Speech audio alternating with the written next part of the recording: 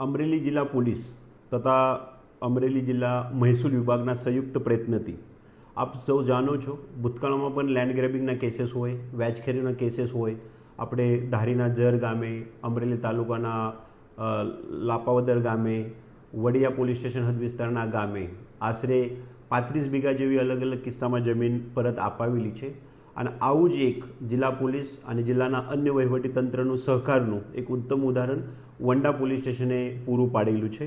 આ મેટર આશરે આજથી 15 વર્ષ પહેલાં 2011ની મૂળ મેટર છે, જેમાં જે તે વખતના સાવરકુંડલાના એએસપી વલય વૈદ્ય અને વંડા પોલીસના અમારા પોલીસ થાના અધિકારી પ્રશાંત પટેલ નાઓ તરફથી એક અરજી મળેલ હતી. અરજીના કામે આજે રક્ષાબેન પટેલ છે અને એમના પતિ 2015માં ગુજરી ગયેલ હતા અને ત્યારબાદ એના જે સસરાના નામે જમીન છે એની વારસાઈ થવાની હોય છે.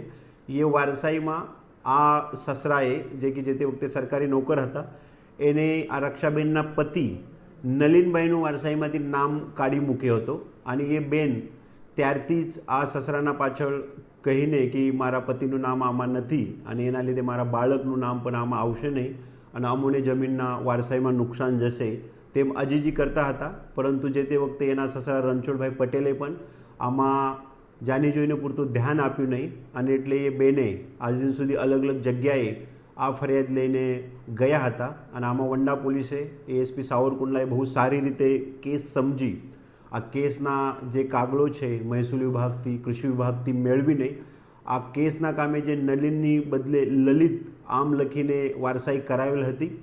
આમાં આ જે કેસના આરોપી છે રક્ષાબેનના સસરા રણછોડભાઈ વિરુદ્ધ જે તે વખતે એફઆઈઆર કરેલ હતી.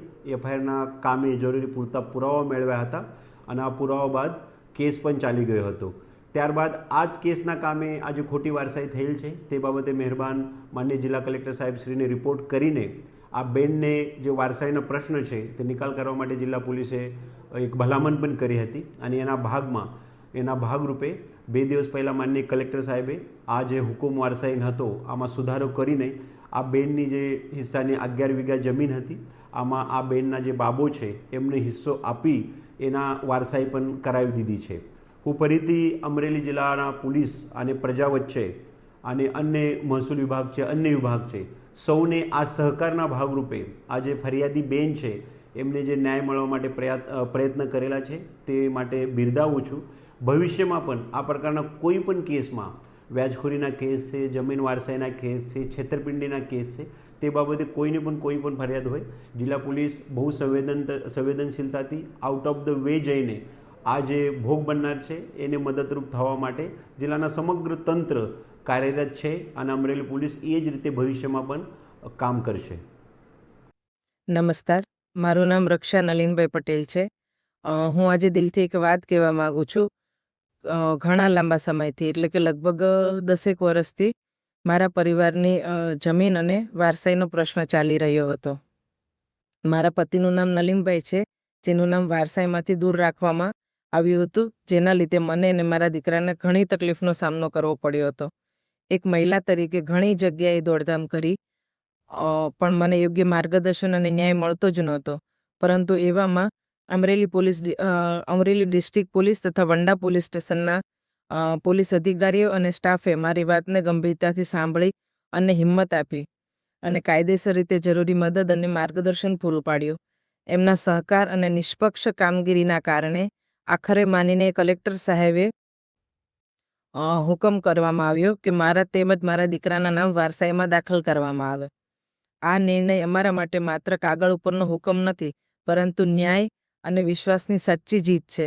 હું દિલથી અમરેલી ડિસ્ટ્રિક્ટ પોલીસના અને વંડા પોલીસ સ્ટેશનના તમામ અધિકારીઓના સ્ટાફનો ખૂબ ખૂબ ખૂબ આભાર માનું છું. સમાજમાં આપણને ઘણીવાર એવું માનવામાં આવે છે કે સામાન્ય માણસને ન્યાય મળવો બહુ જ મુશ્કેલ છે, પરંતુ જો પોલીસ ધારે અને પ્રમાણિકતાથી કામ કરે તો સામાન્ય માણસને પણ ન્યાય મળી શકે છે. પોલીસને સંવેદનશીલતા અને પ્રમાણિકતાથી કામ કરે તો પીડિત વ્યક્તિને ખરેખર ન્યાય મળી શકે છે. તેનો હું જીવતો જાગતો દાખલો છું. તો હું દિલથી અમરેલી ડિસ્ટ્રિક્ટ પોલીસ સ્ટેશનના તમામ અધિકારીઓ અને વંડા પોલીસ સ્ટેશનના તમામ અધિકારીઓ અને સ્ટાફનો દિલથી ખૂબ ખૂબ ખૂબ આભાર માનું છું. Thank you. ધન્યવાદ.